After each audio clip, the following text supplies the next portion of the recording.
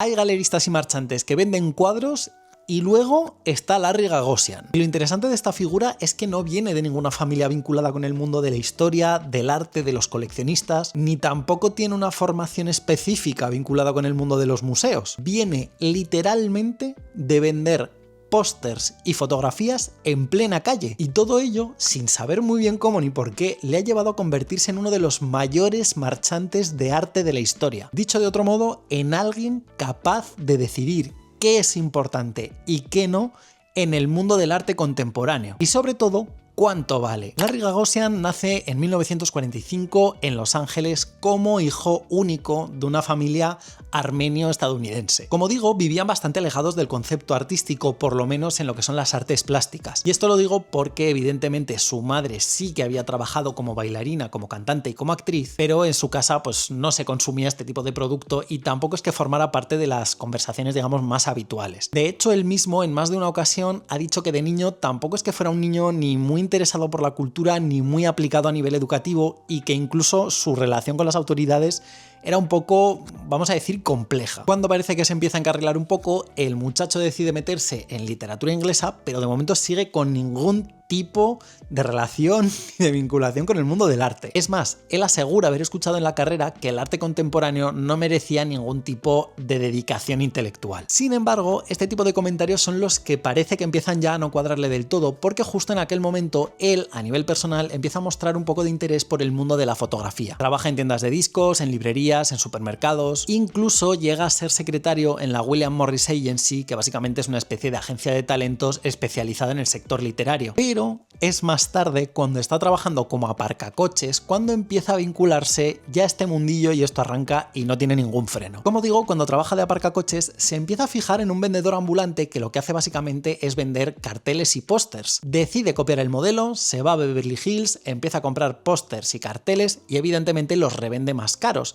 Y parece que el modelo le funciona. La cosa se va animando, empieza a meter fotografía, empieza a meter obra gráfica, y es aquí cuando empieza a fijarse en la obra de autores como Diane Arbus o como Lee Friedlander. Tampoco nos emocionemos porque no estamos aquí hablando de una facturación de millones, pero sí que ya empieza a mostrar un gusto, ¿no? Un criterio propio. De hecho, esto sucede en un muy buen momento para el mundo de la fotografía, como son los años 70, que además le lleva a empezar a establecer sus primeros contactos. En este proceso empieza a conocer a otros artistas, a otros galeristas, y es así como entra en el radar ni más ni menos que de Leo Castelli, que por cierto, si tenéis un ratico y os interesa, os recomiendo la obra El galerista Leo Castelli y su círculo, de Ani Cohen Solal, muy top. Y todo esto en el entorno del Nueva York de la época es que te toque la lotería. En 1978 abre su primera galería en la Brea Avenue en Los Ángeles y se empieza a arriesgar con artistas muy jóvenes, en algunos casos personalmente creo que un poco complacientes, como es el caso de Villa Zelmins, pero en otras ocasiones se fija en artistas con apuestas muchísimo más incómodas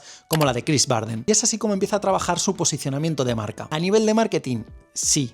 A nivel físico, también, porque casualidad o no, en ese mismo año se compra un loft justo enfrente de las oficinas de Leo Castelli. Un año después empieza a organizar sus propias exposiciones, como la de David Salle en Nueva York o en otros trabajos junto a Nina Nosei, como la de Basquiat en Los Ángeles. Basquiat, por supuesto, trabajando desde un espacio que Gagosian le habilita debajo de su casa. No sea que este señor haga algo que no sea un poco de lapa, de chupóptero. Y es así como empieza a dibujarse una idea muy importante sobre Larry Gagosian, y es que no se dedica únicamente a vender arte, sino que detecta talento joven incluso antes de que empiece a destacar lo más mínimo. Ya a principios de los años 80 su modelo de negocio se vuelve absolutamente agresivo. Compra, revende, reposiciona, trabaja con artistas 1000 veces conocidos, con coleccionistas muy poderosos, y todo esto le lleva a un momento que a mí me parece loquísimo en 1988, cuando paga 17 millones de dólares por una obra de Jasper Johns, que era el precio más alto de la historia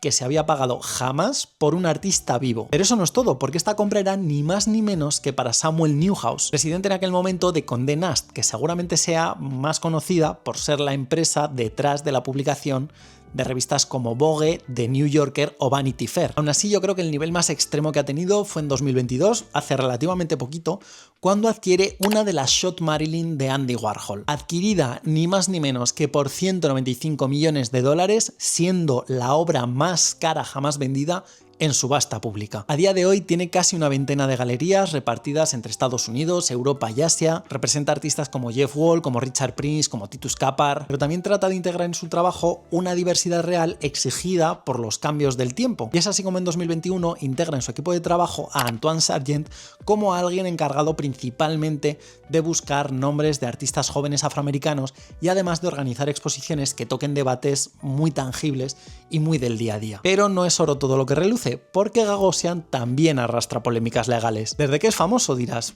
No, ya desde jovencito. Desde delitos de falsificación en los años 60 hasta impago de impuestos, venta de obra inacabada de Jeff Koons, que de este señor también yo pues me creo cualquier cosa, y que me gusta a mí un buen chisme de alguien del mundillo artístico, porque yo creo que esto es lo que hace realmente interesante a este sector, y de hecho ni siquiera el propio Larry Gagosian encaja dentro de los cánones, vamos a decir así, del cliché del marchante y del galerista tradicional. Es un magnate sin hijos y esto hace que también se haya especulado 800.000 veces qué va a pasar con su legado una vez que él no esté. Y este señor no declara absolutamente nada al respecto. O sea, de hecho, yo creo que la mayor referencia que tenemos sobre su vida personal es que le gusta comer granadas a diario porque dice que eso le recuerda a sus raíces armenias. Pues muy bien. Total, que en una época en la que cuestionamos quién legitima el arte, quién decide lo que vale, lo que no, y sobre todo por qué, Gagosian encarna en sí mismo una figura de poder muy sólida, muy monolítica, porque no crea las obras, no las firma, no las compra para sí mismo, pero sin él muchas carreras de este mundillo no existirían tal y como las conocemos a día de hoy. Así que podríamos decir que Larry Gagosian no es simplemente un marchante, sino que se ha convertido en un cruce muy raro entre estética, narrativa, capital, poder, y entenderlo a él es entender en gran medida